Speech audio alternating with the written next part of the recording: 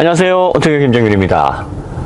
자동차 가격이 지금 심상치가 않은 상황이에요. 테슬라가 가격을 또 인상했습니다.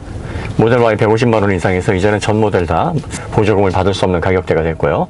모델 3도 또 인상을 했어요. 이게 지금 테슬라가 맞냐 틀리냐, 시장의 뭐 공급과 수요 뭐 이런 거 다 떠나서 자동차 인플레이션이 시작되는 게 아니냐.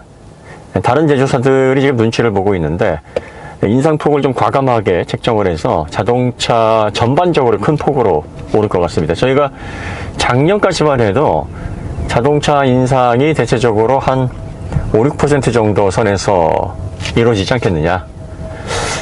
그런데 상황이 이렇게 돌아가게 되면은 원자재도 너무 많이 오르고 있고요. 그리고 또 뭐 테슬라도 면제부를 주죠. 아무래도 다른 제조사들도 뭐 내연차만 생산하는 게 아니라 또 전기차 생산을 하고 있고요. 전기차에서 더 뭐 니켈이라든지 그 외 소재 부분에서 압박을 하기 때문에 가격 인상에 대해서 저울질을 하던, 그리고 지금 원자재 상승에도 불구하고 계속 버틸 수 있을 만한 그런 풀이 이제 거의 찼습니다.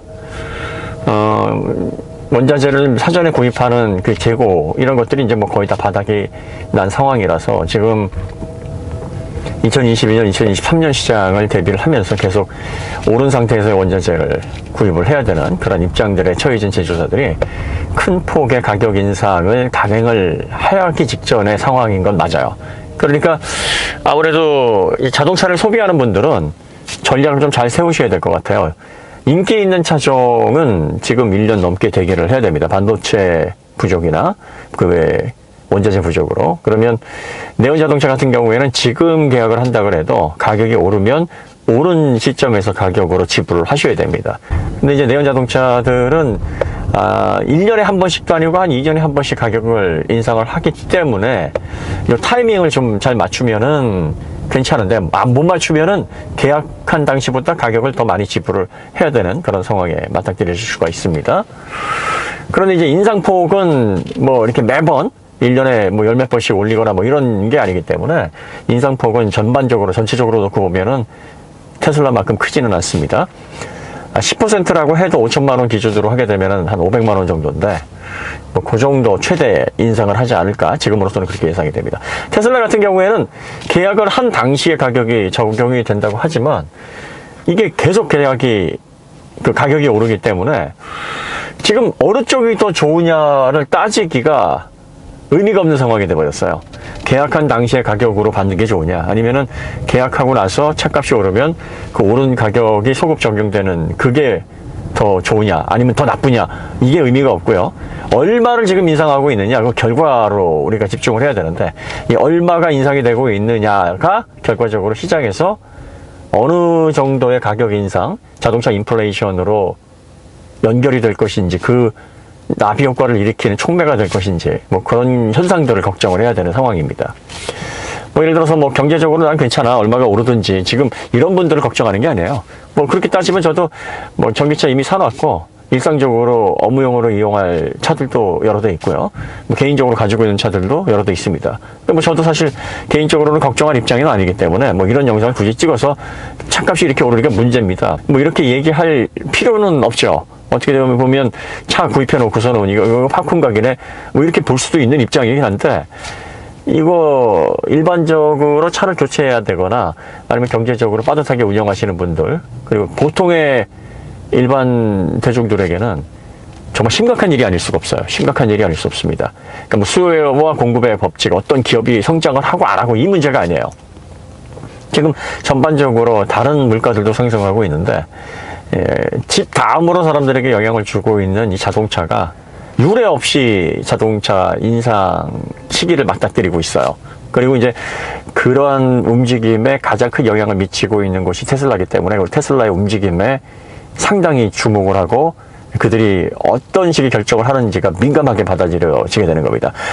이게 뭐 시장에서 받아들여지고 당위성이 있느냐 없느냐, 그들이 잘하냐 못하냐, 비난을 하냐 마냐, 이 문제가 아니에요. 결과적으로 이런 것들은 일반 소비자들의 생활을 굉장히 힘들고 어렵게 만드는 부분입니다. 그리고 소비자들이 최대한 기업들이 가격을 올리지 않고 최대한 현행 가격을 유지하면 좋지만 인상을 하더라도 그 인상폭이 크지 않도록 이게 제어가 될 수 있도록 해야 되는데, 지금으로서는 소비자 입장에서 자동차 업체들이 가격을 올리는 거에 대한 저항을 하기가 좀 어려운 그런 상황이 돼버렸어요. 그러니까 뭐 국제적인 상황도 그렇고 업계에 돌아가는 그런 분위기도 그렇고, 그 다음에 가장 지금 주목을 받고 있는 테슬라가 가격 인상에 대한 면죄부를 마구마구 주고 있고, 테슬라도 이런 기회를 통해서 테슬라가 얼마나 더 성장할 것이고 테슬라에서 생산하는 전기차의 상품성이 얼마나 그동안 사람들에게 과소평가되어 왔는지를 한번 보기 좋게 증명을 해내겠다라는 뭐 그런 생각도 있는 것 같아요. 그러니까 테슬라는 빨리 사지 않으면은 계속 가격이 오르니까 살 사람 빨리 사라, 뭐 이런 압박을 주는 그런 마케팅 기법일 수도 있고요. 또 관건은 테슬라가 과거에는 원자재라든지 생산 어떤 단가에 따라서 가격을 인상하기도 했거든요. 그 상황에 따라서. 그러니까 지금 이렇게 1년에 뭐 열 몇 번씩, 지금 이제 다 합쳐서 한 16번 인상인가요? 16회 인상 정도 되는 것 같은데, 이렇게 잦은 인상을 했으니까 이제 전쟁과 같은 문제, 그 다음에 코비드 사태로 인해서 급등했던 원자재가 조금씩 내려가게 되면 바로 원자재가 올랐을 때 반영을 했던 것처럼 이걸 인하로 반영할 것인가, 사실 이게 관심사입니다. 만약에 그렇다고 한다면 원자재가 내렸을 때도 상황에 맞게 테슬라가 가격을 인하로 조정을 해서 또 자동차 가격에 대한 균형을 잡는다. 그러면 이제 내연자동차들이 가격을 인상하는 그런 분위기에 편승을 해서 가격을 과도하게 올리지는 못할 거예요. 하지만 원자재 가격이 내려가는데도 불구하고 일단 한번 가격 올려놨고, 뭐 테슬라의 자동차, 전기차들이 이 정도 가치가 있다라고 판단을 해서 계속 그 가격을 유지하거나, 그럼에도 불구하고 가격을 계속 인상을 하는 그런 모습을 보인다 그러면 아마 자동차 인플레이션 현상은 피해갈 수 없는 그런 수준이지 않을까. 그리고 내연자동차 업체들도 아마 10% 이상의 큰 폭의 가격 인상을 대부분 올해 단행을 하게 되지 않을까. 지금 인류가 지난 코비드 이전의 사회에서 안정적으로 유지되어 왔던 사회 시스템이 코비드 이후에 급격하게 무너지면서 대혼란기에 접어드는 게 아닌가. 그리고 소비재 전반적인 가격 부분에 있어서도 대조정이 일어나고 있고, 화폐 가치 관련해서도 다시 한번 그 가치에 대한 정립이 이루어지고 있는 그런 혼란기가 아닌가. 그러니까 자동차만 혼란기가 아니라 지금 사회 경제 전반적으로 그런 혼란이 가중되고 있는 시기라서 이 소비자분들이 자동차를 구입하실 때 굉장히 전략을 잘 세우고 계획을 잘 하셔야 될 듯합니다. 그러니까 지금 오른 가격으로 만약에 너무 부담돼서 지금 가격도 막 부담되는데 여기에서 뭐 10% 이상으로 가격이 인상된다 그러면 정말 자동차 구입이 어렵겠다라고 생각하시는 분들이라면, 인기차종 말고 재고로 차를 교체하실 시점이 되신 분들은 바로 출고가 가능한 뭐 그런 모델들로 좀 빠르게 구입을 완료를 해놔야 되는 게 아닌가, 그런 생각이 좀 듭니다. 지금 중고차 가격도 덩달아 뛰고 있어요. 신차 가격만 뛰는 게 아니라.